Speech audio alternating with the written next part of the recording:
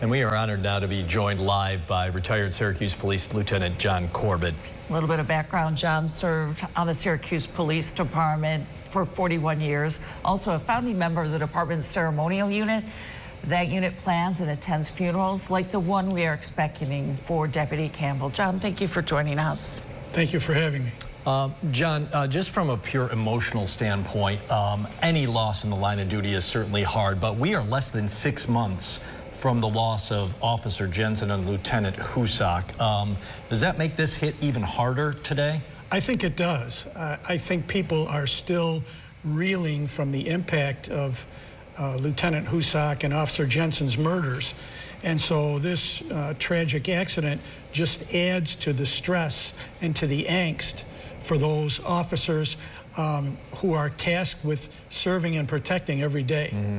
That's exactly what I'm hearing from some of the officers today. Also, John, you know, you've done this, the planning of funerals. What is going to happen the next couple of days as the units come together to plan Deputy Campbell's services? Well, what I will imagine will happen is that Oswego County Sheriff Don Hilton will probably appoint a committee that would be tasked with taking care of all the details for this particular event. And what should be noted really is that the family will have representation. They will assign someone to be a liaison with the family. When you orchestrate an event like this, family comes first. That's how it works. Mm-hmm. And we would apply ourselves to whatever the family's wishes were. And so when you're organizing an event of this type, you have to take into account not only the emotional stress on the members of your agency, mm-hmm. but the family of the deceased as well. And that comes first. Yeah, John, you kind of mentioned it a little bit in the beginning. We talked a lot about this in April, but they are mourning right now, but they are still going to have to do their jobs. How does Sheriff Hilton lead his department through this? This will be a difficult job to do. I think that when there is a funeral service, that other agencies will most likely jump in to answer calls in the Oswego County area.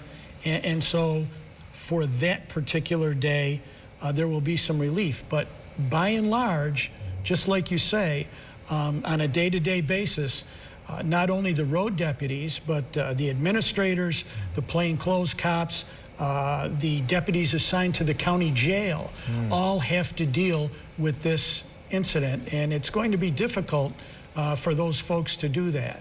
Right. Law enforcement, such a tight-knit community, often referred to as brothers and sisters in blue, like a family.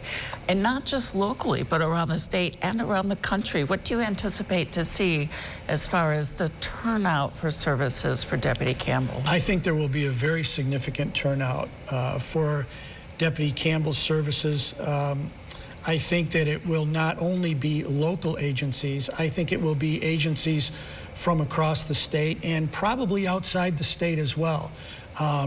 Sheriff's departments stick together very well, and they are all joined in their grief by this incident. Yeah, John, we lost Jensen and Hooch back in April, murdered essentially by a deranged gunman. But we've lost others to undercover details. Wally Howard, we lost him to traffic accidents. Deputy Searles on Onondaga County several years back. This an accident. They all hit the same. What hits the same is the suddenness of the event itself. With Glenn Searles, he was assisting a stranded motorist on 481. It's the suddenness of the incident, I think, that really impacts people. Whether it's death by homicide or it's death by accident or some other type of incident, I think, yes, it hits hard. Maybe not in exactly the same way, but certainly the aftermath, once you get to sit down and think about it, it will impact those officers significantly. We got about 30 seconds left. What's the best way the community can pay tribute, John? Well, I think in terms of paying tribute, the community can just show their support to the Oswego County Sheriff's Department. I think that's very important, and to the people of Oswego County, because they lost as well. It's not just the agency, it's the entire community at large, and I think that an outpouring of support from the community will be very well received in this incident. John Corbett, thank you for sharing your time and your expertise. So much valuable insight there. John, Thank you for having me. We'll continue, of course, to keep you updated as we learn more. We'll also have coverage on News Channel 9 at 6 o'clock and online at localsyr.com.